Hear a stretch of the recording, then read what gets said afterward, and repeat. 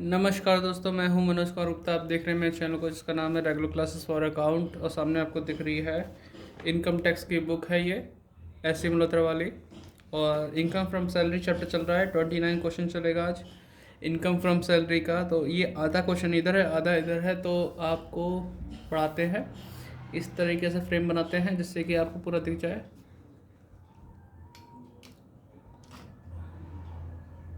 बस इतना ही करके दिखाना पड़ेगा। तो दिख पाएगा, नहीं दिख पाएगा, या फिर थोड़ा आधा नीचे और कर देते हैं।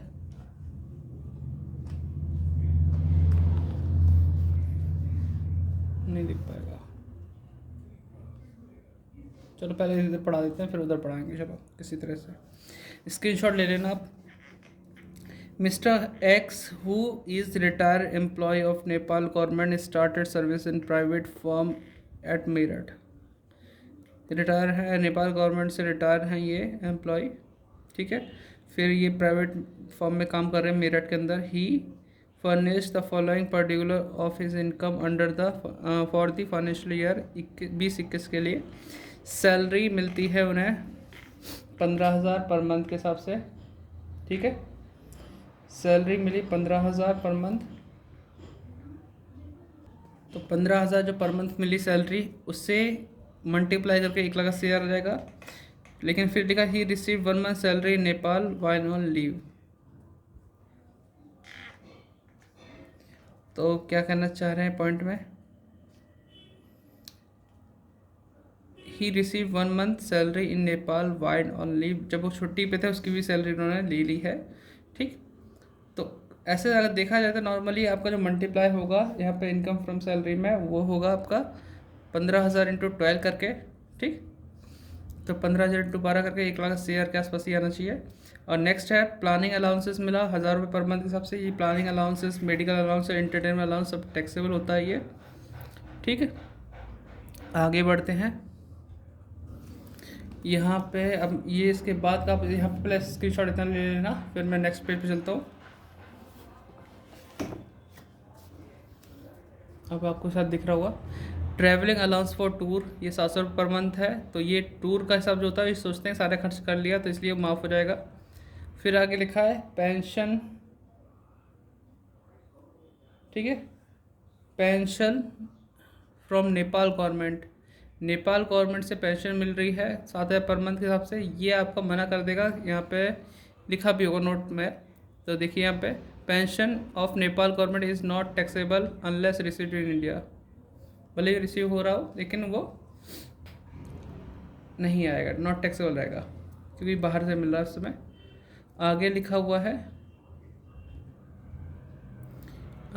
यहाँ पे लिखा हुआ था पेंशन फ्रॉम नेपाल गवर्नमेंट, ये लिख दिया। इसमें ये नीचे लिखा है he received the pension in Nepal and deposit bank there, मतलब वहीं की वहीं जमा कर दी है, ठीक।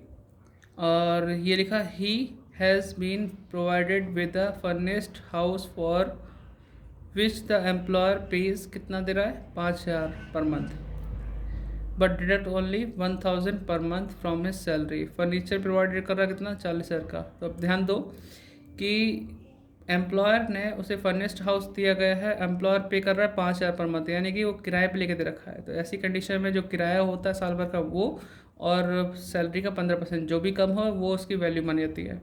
लेकिन हमारी सैलरी में से 1,000 रुपये चार्ज हो रहा है, ये ध्यान रखना। और फर्नीचर 40,000 का, तो 10% ऐड करना पड़ेगा।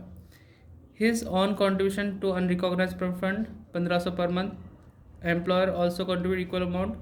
तो अगर रिकॉग्नाइज प्रोविडेंट फंड होता तो हम कुछ सोचते भी, लेकिन इसमें अनरिकॉग्नाइज या स्टैट्यूटरी के लिए हम कुछ नहीं सोचते, तो ये तो आएगा ही नहीं। और इसमें लिखा हुआ he was not an ordinary resident during the previous, ये भी बता दिया ऑर्डनरी रेजिडेंट नहीं है ये, ठीक है। तो नॉट ऑर्डनरी है तो उसके लिए सब समझ लो कि ये तो पैसे वगैरह कुछ नहीं आएगा। आगे अब देखते हैं, आंसर दे रखा है, कुछ नोट टाइप से है, आपकी हेल्प कर सकता है, इसे पढ़ लेते हैं। कंसेशन एंड रेंट का आंसर दे रखा है पेंशन गवर्नमेंट, और pension of Nepal government not taxable दे रखा है unless received in India. No note is to be taken employer contribution to UPF unrecognised provident fund and also interest on such provident fund. कोई भी हम note लिखने की जरूरत नहीं पड़ेगी हमें, ना लिखते हैं हम इस कंडीशन पे। 1 month salary received in Nepal is taxable on the accrual basis. जो सैलरी नेपाल में मिली है उसको भी हम एक्रूअल बेसिस के हिसाब से टैक्सेबल मानी जाएगी, इसलिए हमने 12 महीने के लिया है। और travelling allowances for tour exempt होता है, हम सोचते हैं सारा खर्च कर लिया, इसी तौर पे ये पूरा पूरा माफ़ कहलाता है। ठीक है, तो ये हमने चीज़ बता भी दी पढ़ के, आपको साथ दिख रही नहीं दिख रही, लेकिन बता दिए इसमें। अब क्वेश्चन करके दिखाते हैं, सॉल्व करके कैसा लगता है आपको क्वेश्चन, बताना। कोई पॉइंट अगर डाउट हो तो कमेंट में पूछना, बताएंगे आपको। तो सॉल्व करते हैं हम लोग। क्वेश्चन नंबर 29 है, दिख रहा होगा 29 question. Computation of taxable income from salary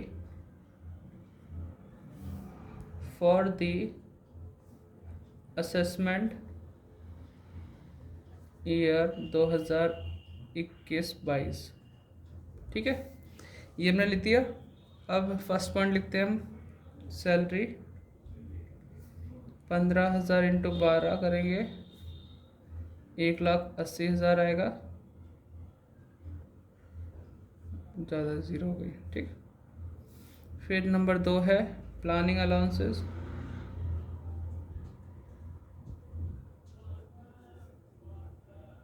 ठीक है, प्लानिंग अलाउंसेस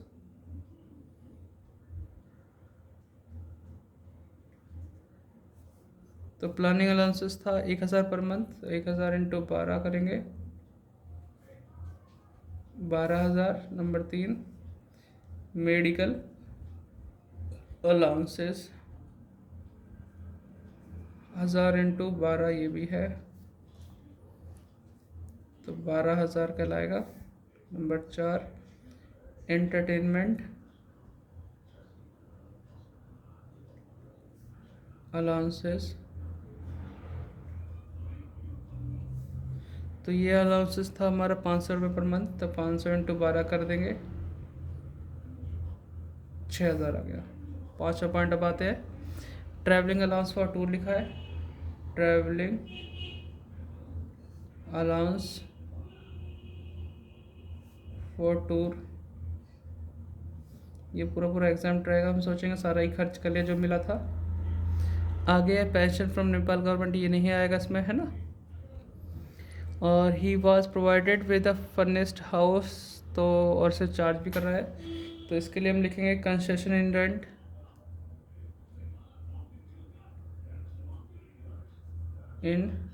रेंट, ये वाला पॉइंट सॉल्व करना पड़ेगा हमें। और इसमें लिखा था कंट्रीब्यूशन ऑफ पॉइंट, तो लिखेंगे नहीं, बस इतना ही पॉइंट लिखेंगे। टोटल करेंगे तो क्रॉस सैलरी आएगा, और लेस करेंगे तो क्या आएगा, स्टैंडर्ड डिडक्शन को लेस करना पड़ेगा,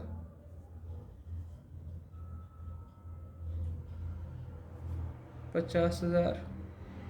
ठीक, फिर आएगा taxable,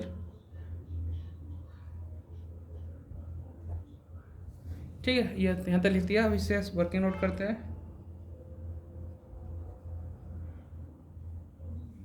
first calculation of concession in rent. ठीक है, अब इसमें बोला गया था कि एम्प्लॉयर ने किराए पे लेके दिया है, किराया पे करता है एम्प्लॉयर 5,000, लेकिन एम्प्लॉय से चार्ज करता है 1,000, और फर्नीचर भी है। तो ऐसी कंडीशन में हम लिखते हैं जो किराया पे करता है, और वो सैलरी 15%, तो लिखता हूँ 15% ऑफ सैलरी। पहला पॉइंट तो ये लिखता हूँ। सैलरी के अंदर जोड़ने के लिए होता है सैलरी, DPDA और कैश अलाउंस। DPDA तो है नहीं, कैश अलाउंस के तौर पर 3 नाम है, तो 1,80,000 प्लस 12,000 प्लस 12,000 प्लस 6,000, इन सबको जोड़ के 15% निकालना है और साइड में रखना है। फर्स्ट पॉइंट हो गया। नंबर 2 रेंट पेड हुआ था 5,000, जो एम्प्लॉयर ने दिया 12 महीने के हिसाब से 60,000, ये हो गया। ठीक है, अब सॉल्व करते हैं दोनों पॉइंट को, जो कम होगा वो मानी जाएगी वैल्यू। तो 1,80,000 प्लस 12 12 24 से 30,000 प्लस कर दो, जोड़कर उसका 15% निकालो तो 31,500 आया। कितना आया? 31,500। अब बताओ इन दोनों में से जो भी कम है, कौन सा कम है?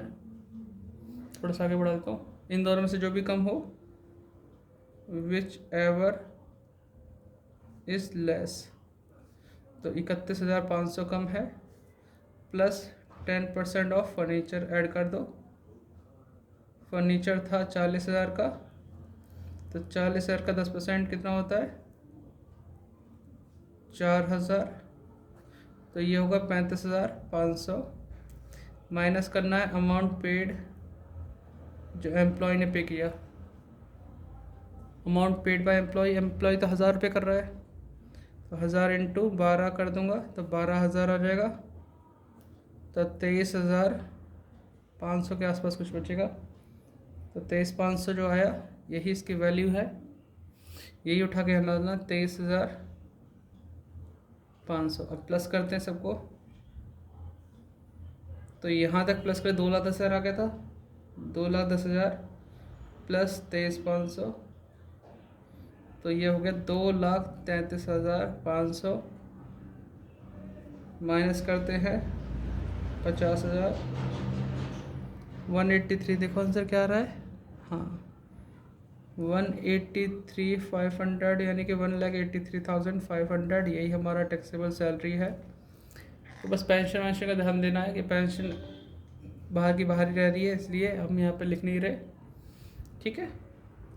और एक मंथ की जो सैलरी वहीं मिली है उसे हम लिख के दिखाएंगे एक्रूअल बेसिस के हिसाब से कि यहीं की पैसे हैं वो, ठीक है, क्योंकि यहीं से भेजा गया वहाँ पे।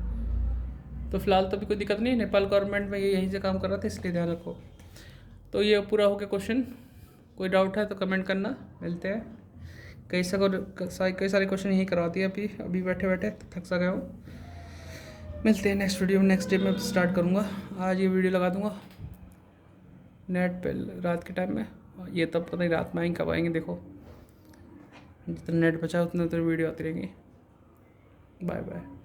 क्योंकि फ़ोन की डाटा से करना है, देखो क्या होता है, वो वोडाफोन की सिम है कितना कर पाती है। Bye bye. Like share subscribe, description में कुछ चीज़ें हैं, पढ़ना चाहो समझना चाहो कंट्रीब्यूट करना चाहो तो कर देना। Bye bye.